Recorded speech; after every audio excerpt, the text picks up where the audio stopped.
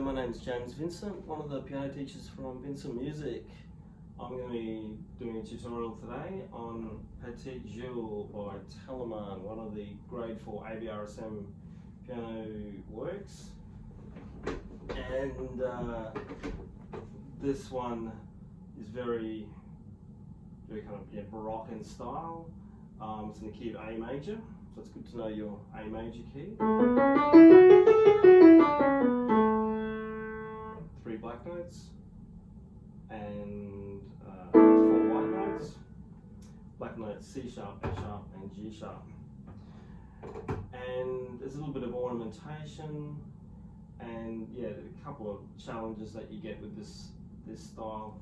I'll start off by playing it and just take you through various aspects of it as we go through.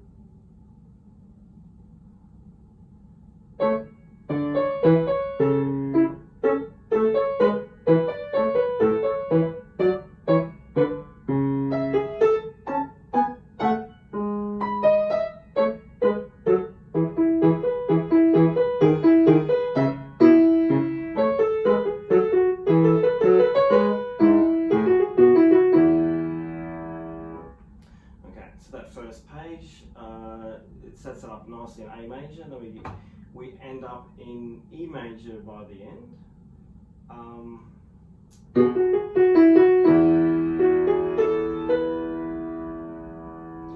So there is no, there's no actual D sharp to, oh no, there is a D sharp. So yeah, as we find out, bar 1, 2, 3, 4, 5, bar 5, they introduce that D sharp.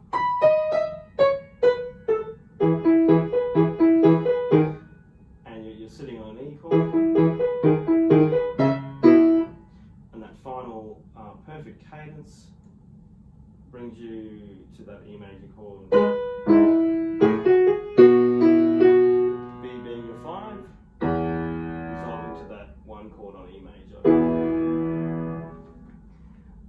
So yeah, lots of aspects of the Baroque to keep in mind here. That left hand's quite separated and staccato, so keeping that bass line on the quavers, semi-detached. There's actually in this edition they've written in staccatos at the beginning of bar 3. So I should say bar 3. There's an anacrusis there, so technically bar 2, where you've got that A. So that could be a little more accentuated in the staccatos, a little bit shorter than the other ones there.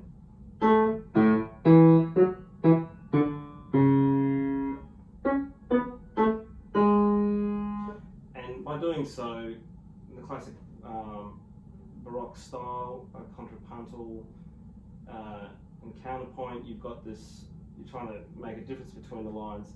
So taking that right hand with a lot more slurred effect on the notes will just help separate the left and the right, almost being like 2 distinct melodies.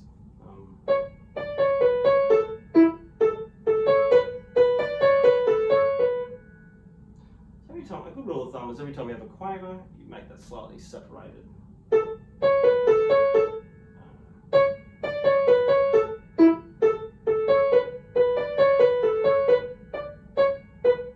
Helps to differentiate it from the left hand.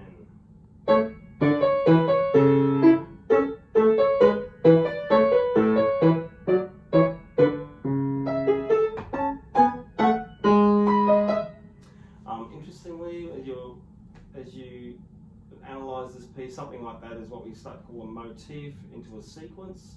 So you'll have your, starting with those, again, bar 2 technically, those 3 last quavers, then goes into, so it's almost like a repeat of the same idea, just up higher on the keyboard, to put it simply. In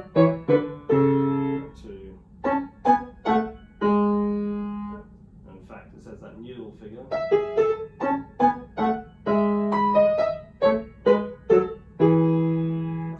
So I like to, we have a repeated idea like that. It's opportunity to do something different. You can alter the dynamic, make it softer, make it louder. Sort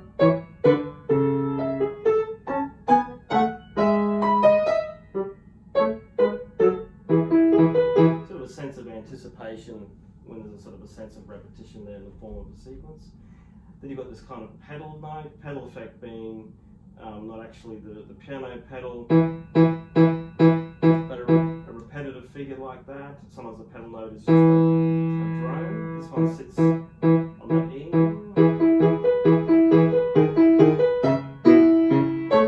Again, it creates a sense of anticipation. So perhaps a little crescendo there can be nice. Up to that point there.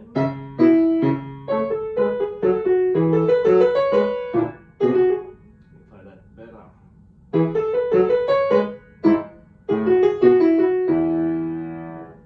Now there's some sort of triplet ornamentation there. You have to be mindful for those semiquaver triplets. You're dividing the quaver into 3 parts, obviously. So you're going 1, 2, 3, 1, 2, 3, 1, 2, 3, 1, 2, 3, 1, 2, 3. That little ornamentation, that trill, is specified in the ABRSM edition as which is equal to the in terms of how you divide and subdivide that beat. Of course, that's a cadence point, so perhaps a little bit of a rip there would be nice. Then it moves into the second section. Some similarity, some development, and key change as well. Let's have a try through this. So, and as it starts in the A sharp, there to the B, it's reminding me a bit. It could be B minor or something like that, but we'll see if it's a. See how we go. Let's have a listen to it as we play through.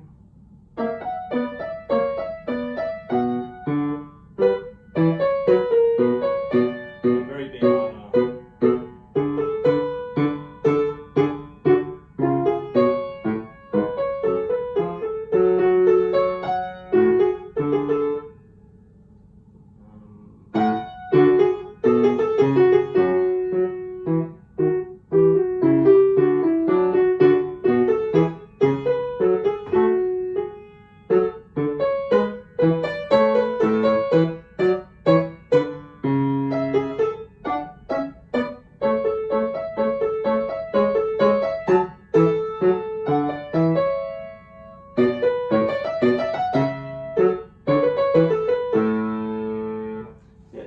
Quite a recap of the beginning there, just in a different key, and ending back in the first key with A minor. So yeah, it starts off in that B minor key, that introduction to the A sharp. So a different mood change there. It looks like it's marked as as piano there, so it's the softening.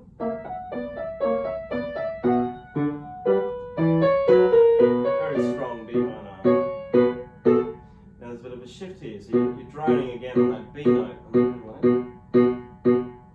And then,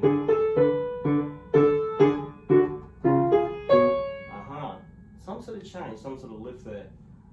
You could warm it up a bit, make it a little louder, maybe mezzo piano there. Now, what is that key? I wonder. Can you tell me what it is? There's a raising of a note there, and there's E sharps coming in.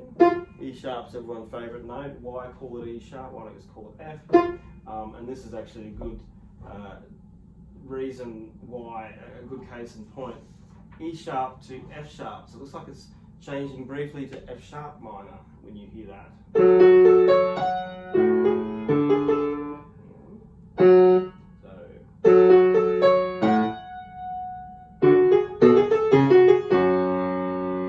Strong F sharp minor cadence. Yeah, the old E sharp to F sharp. This is sort of an incidental point, but interesting enough. Can you see that? It is, there's your E sharp to the F sharp. It's not too blurry there. E sharp to F sharp. You can see that note stepping up if you know about your intervals and what a second looks like. Second is space to a line, or line to a space. So E sharp and to F sharp, that's easy to read. You realise, that note's going up. If we were to write that F, which seems, it makes sense to appear easier. So you've just had an F sharp previously, but F sharp. If you write F, you then have to write an F natural, so you still need a symbol there. So either way, it's a different note. And then, so I'd be reading F natural, F sharp. This is hypothetical if you wanted to change it to make it look like an actual F. But your eye can't scan it as easily because your eye is still seeing a note on a line to the same note on the next line. You'd see F natural, F sharp, but to your eye, at the first glance, it just looks like two Fs in a row. Whereas if you see E sharp, you can immediately tell it's going up because it's actually underneath the F sharp. Anyway, so we've got moving into F sharp minor there.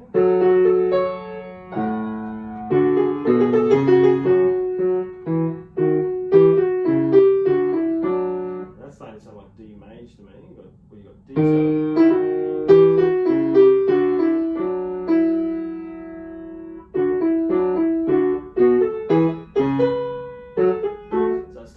Circular keys there it's going through. So kind of like a sequence has taken place, the whole.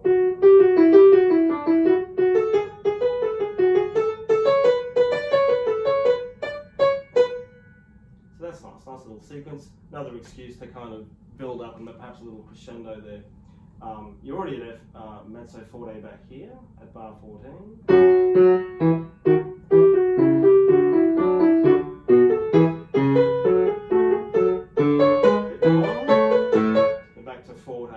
Good opportunity for a crescendo, I reckon.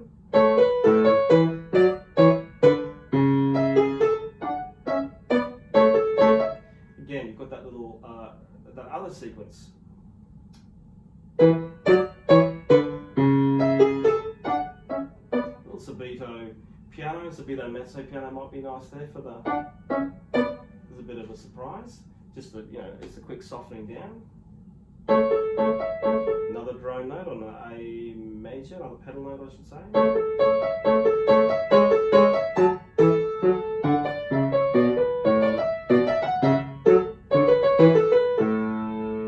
And that last line, in fact, how far back could we go? It's almost like the whole thing's in the same key. Just bear with me for a second. So we've got those pedal notes are the same, that's the same, that's a little different. Da, da, da, da, da, da, da, da. So when you're back in bar 3 at the beginning to the end, let me play that again.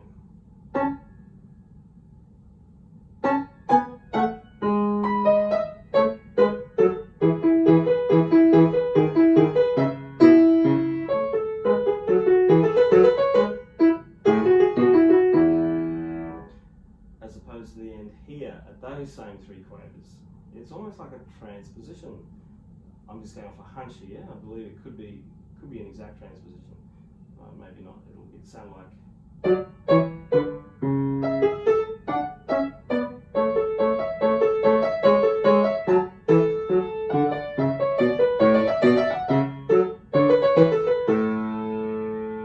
So.